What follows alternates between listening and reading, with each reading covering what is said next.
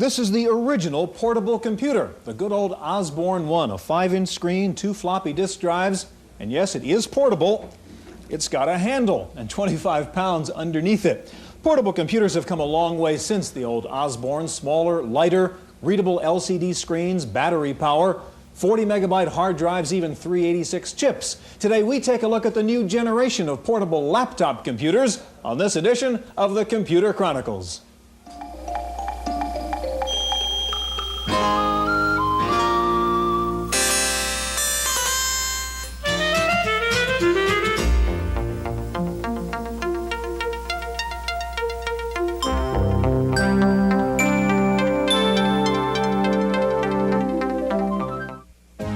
Computer Chronicles is made possible in part by McGraw-Hill, publishers of Byte magazine, and BIX, the Byte Information Exchange.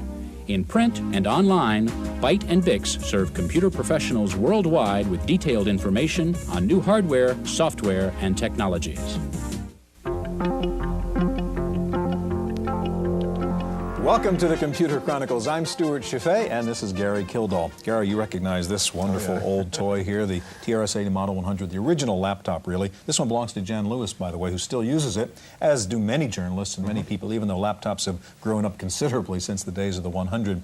I know you like to use a laptop. What are the key features that you think should be in the ideal laptop? Well, I really enjoy the portability of the laptop, that's for sure, and that means it's got to be lightweight. It has to have an internal hard disk drive. You can't live with just floppies. And a paper white display that's backlit. Now, the only problem we have to solve is that battery problem, I think. You know, you take that trip from San Francisco to New York and you start hearing the beep beep over Denver. Right. But we're heading that way. Battery technology is better, and I brought along a little toy here. This is a 2.5-inch hard disk drive. Oh, my God. And it's about a third of the size of the 3.5-inch drives, and about a third of the power, and it includes the controller as well. So this is the kind of thing that we'll be seeing in the new laptops that will help this maintain the battery life. Gary, we're going to take a look at the new generation of laptops. We'll see the new machines from Toshiba, NEC, Zenith, and Compaq. We'll see a laptop computer that has a built-in cellular modem, and we'll try to find out what the new Macintosh laptop is like. Something we'd all like to see in a laptop, of course, is a color display. And we start out with a report on the state-of-the-art in color LCD technology. If it sometimes seems that improvements to laptop computers are slow to appear, that's probably true. Squeezing all the features of a 30-pound desktop machine into a featherweight briefcase requires more than just smaller components. And while portables recently became lighter and more powerful, some common features, like color screens, were just unobtainable. This year, color LCD screens have finally appeared on some laptop machines, even if they're not for sale. At the recent Spring Comdex Computer Show, Zenith, Hitachi, and several other Japanese companies showed the first samples of this new breed of color machine. That does not mean, however, that they will show up on store shelves anytime soon. Well, I think a lot of companies are putting them out there just to position themselves in the marketplace to gain some visibility that they're working on color technologies, and certainly there are also many of the Japanese firms are looking for potential customers for their screens in the future. So it's sort of a show and tell type of product at this point. The technology that made it possible is the thin film transistor, incorporated directly onto the LCD module. To display 8 colors at once, each pixel has individual red, blue, and green color filters. The backlit screen features a good contrast ratio, but currently the maximum size barely exceeds 6 inches in diameter. While the machines at Comdex were just previews, there's no doubt that the vendors expect to make a big impact sometime in the future. I think we've seen more and more in the desktop now. About 60% of desktop users use color or bicolor today. So certainly color will be a hurdle and it will propel the industry forward, but still I think the laptop industry, what it really needs to take off, whether it's color or black and white, we still need low cost, low weight type machines.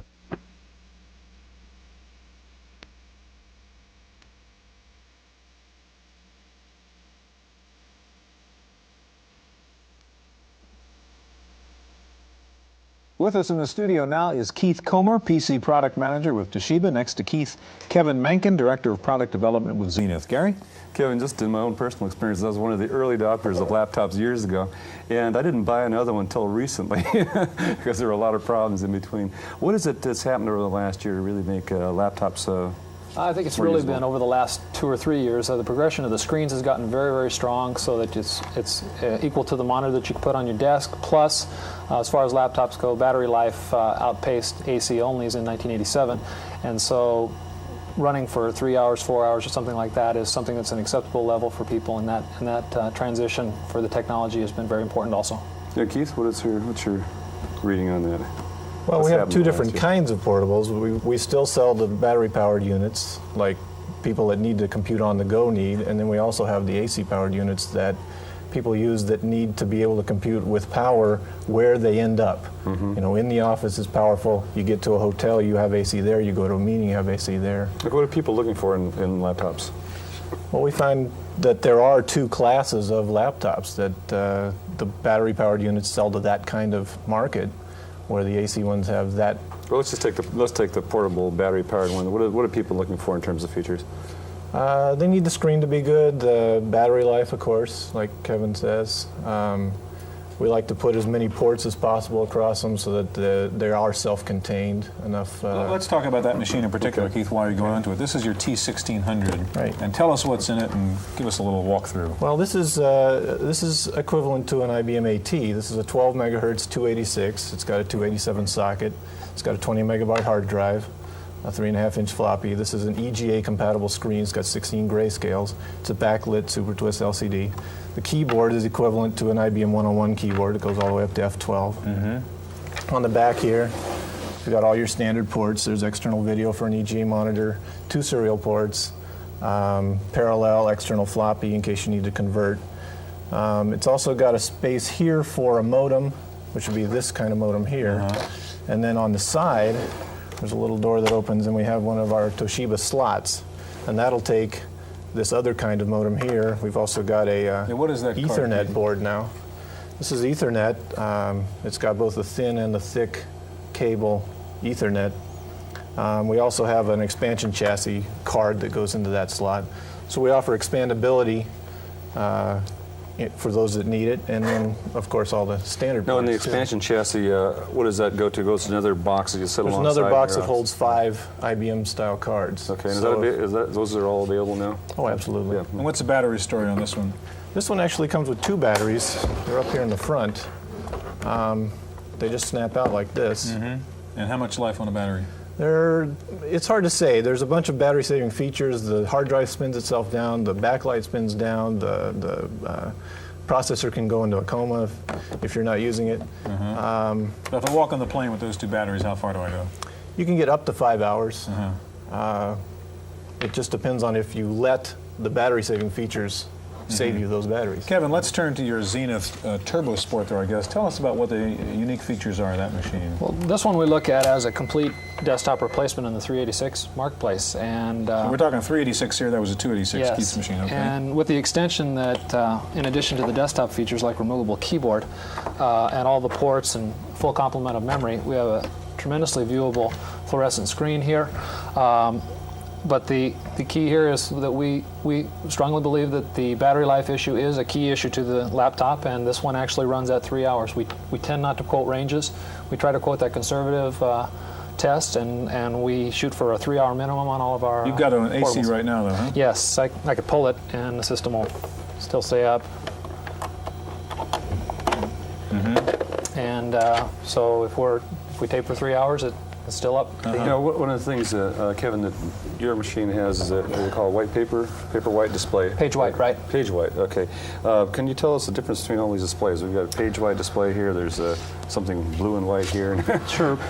Page white is a technology that's really built on a couple of things. First, the LCD panel is a special compensating layered LCD. That's what gets you the black and white.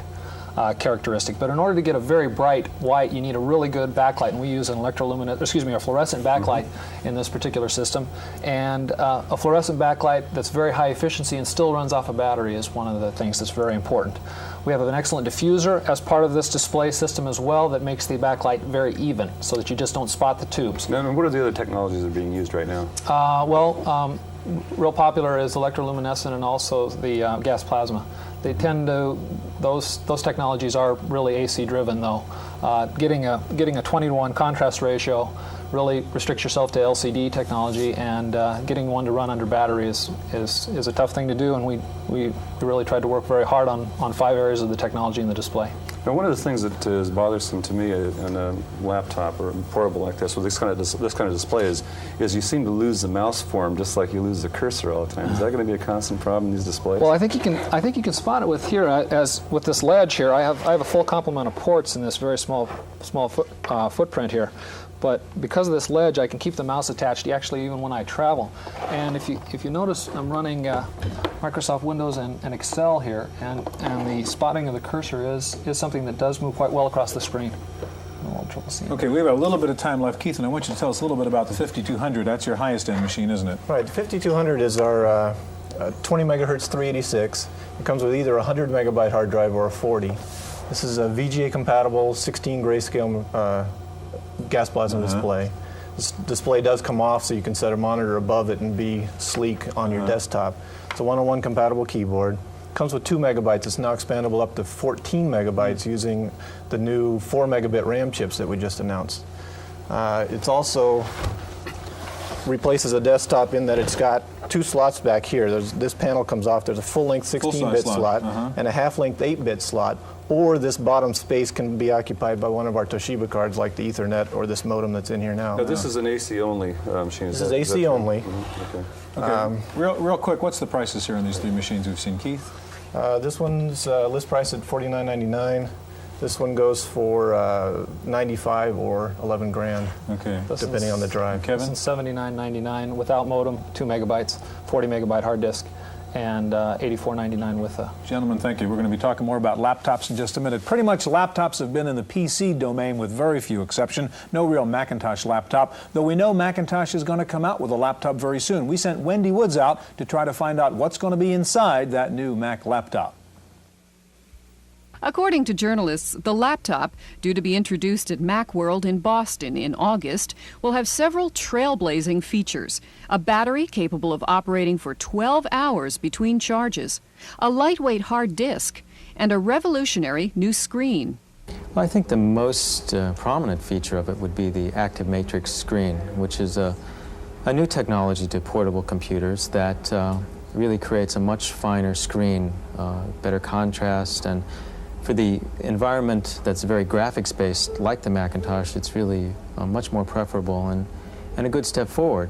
But there are certain problems with that technology, that it's new, the production yields on active matrix screens is relatively low, and it's expensive. But why the long wait? The basic reason why they waited so long is because they chose a path that involved new technologies, and lots of custom design in the chips, in the active matrix screen, in getting a 12-hour battery life. So there are several factors there that will make it a great machine in many ways. Drawbacks include the machine's weight, an estimated 15 pounds, and its price, in the area of $6,500. But insiders expect it to be a popular and important new addition to the Macintosh line. It's a necessary device so that we can travel with our Macs. Businesses are going to love it. It's going to be yet another product that's going to sell very quickly and very profitably for Apple. Their 3rd product in a row on the Mac SE30, the Mac 2 CX, and now a transportable. It's going to put Apple back in the mainstream and gain a lot of market share for them. In San Francisco for the Computer Chronicles, I'm Wendy Woods.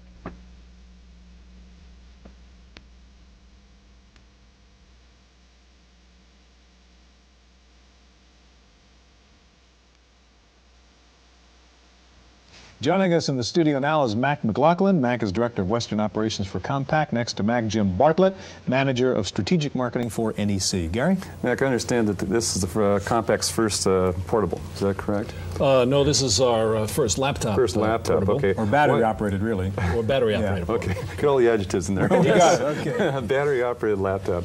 Why did Compaq wait this long to get into this particular segment of the market? Well, the technology, in our opinion, was not ready for us to be able to provide a full-function laptop computer. And in particular, what? What kind of technology? Primarily the screen.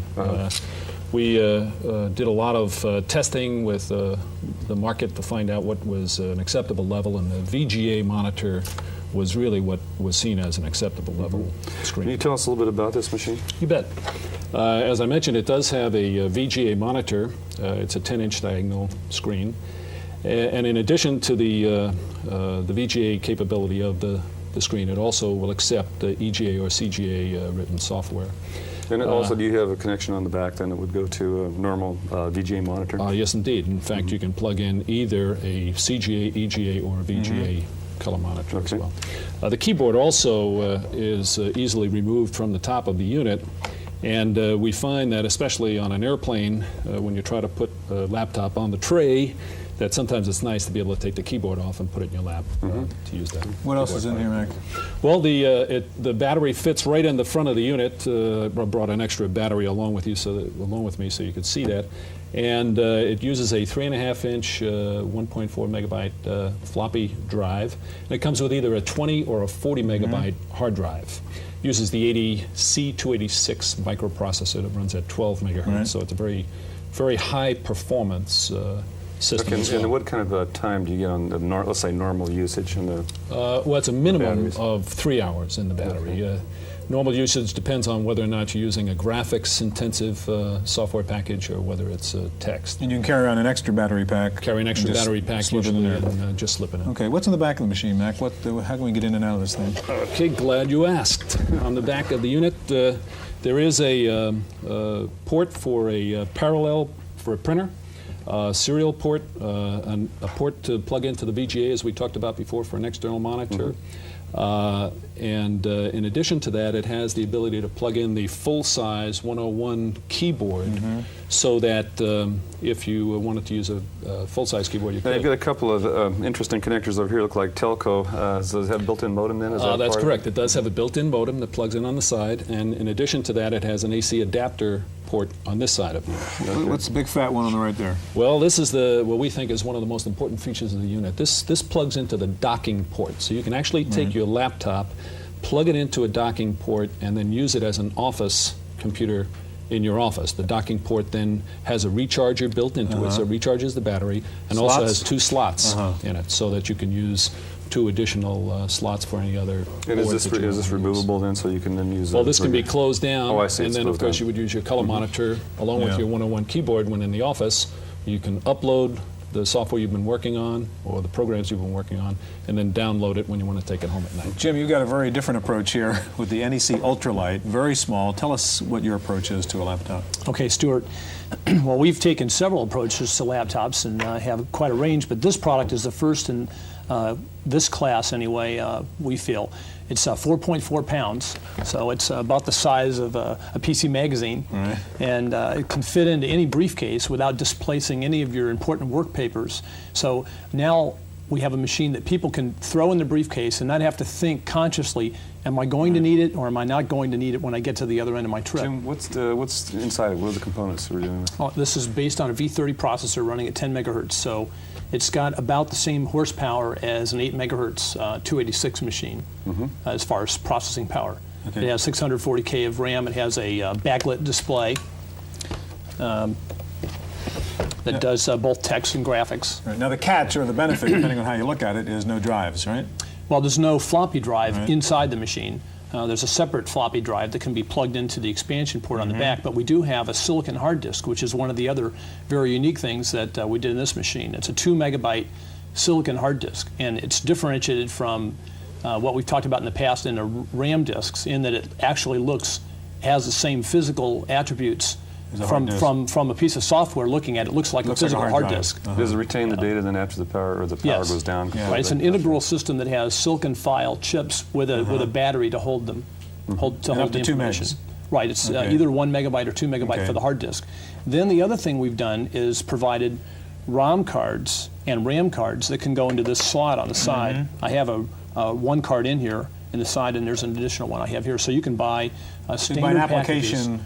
Lotus ROM 1, pack. 2, 3, WordPerfect 5.0, those kinds of things on these cards, and install that in your ROM card slot in addition to whatever you store on the silicon hard disk. Now, did you say you also have a RAM card? Is that right? Right. This is a RAM card in the slot right here. And that gives you how much storage there? This particular one is 256K. I have Procom on this card. And battery life, given that you don't have to worry about mechanical Yeah, drives. it's 2 hours of life on this product. And what we found is that over 50%, about 60% of the people in the market research that we have done through an independent source indicate that 1 to 2 hours is what they use daily. Now, there are going to be some people who require more. And we're working plane trip across the country. Actually, it's interesting, 87% of all domestic flights, 2 hours of battery life is enough. Real quick, just a few seconds left. Give me prices on these two machines, Mac. With a 20 megabyte hard file, it's $53.99, and with the 40 megabyte, it's $59.99. And the Ultralite? It's $29.99 with a 1 megabyte silicon hard disk, and with 2 megabyte hard disk, it's $36.99. Great, thank you. This has a 2400 baud modem built in as well. In just a minute, we'll take a look at a laptop that has a built-in cellular modem. Stay with us.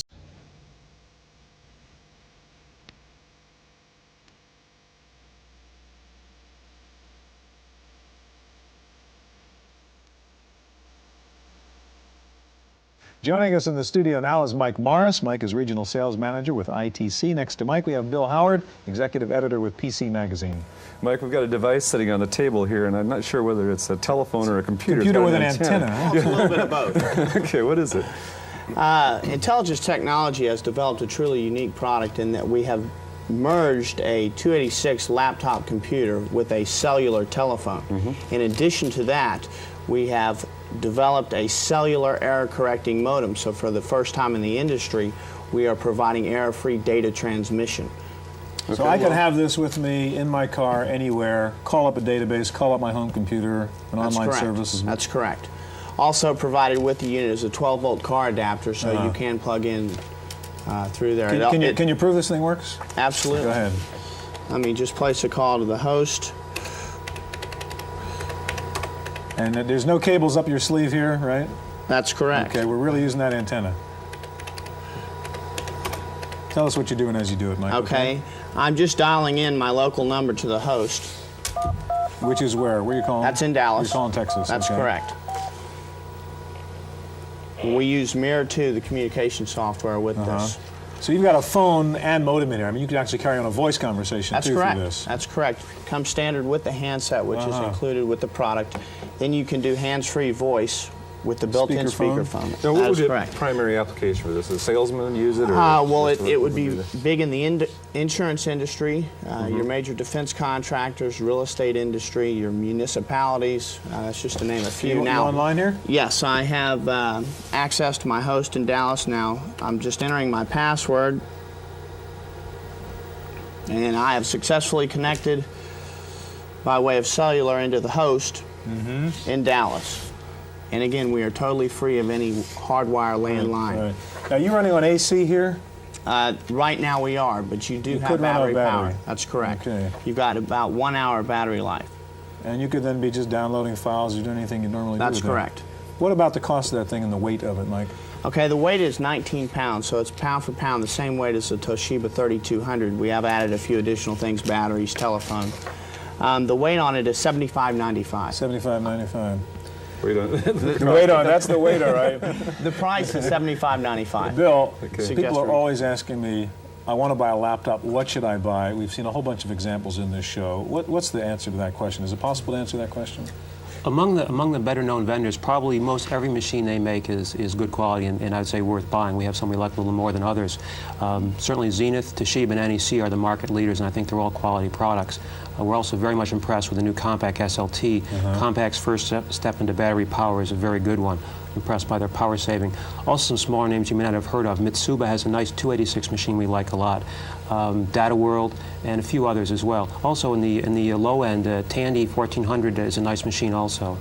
And what should someone expect to pay? We've heard a number of prices here, but in reality, they're probably all discounted somewhat. Sure, sure. Well, we have a joke back at the office that, you know, God invented Protestants because someone has to pay retail, but but even with laptops, you should always bargain carefully. I think for a base PC level machine, 8088 or 8086 processor, about $1,500 to $2,000 with a floppy drive, $2,500 with a hard disk.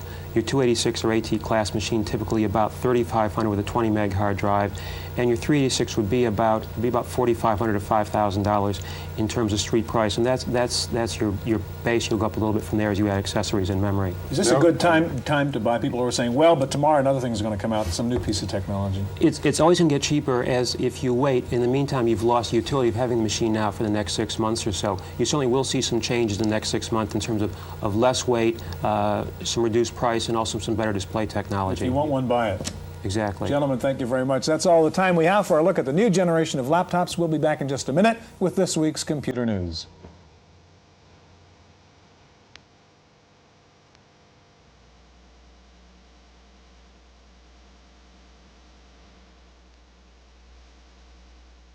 In the random access file this week, Microsoft says it will release a new version of DOS 4.0 that will be faster and require less memory.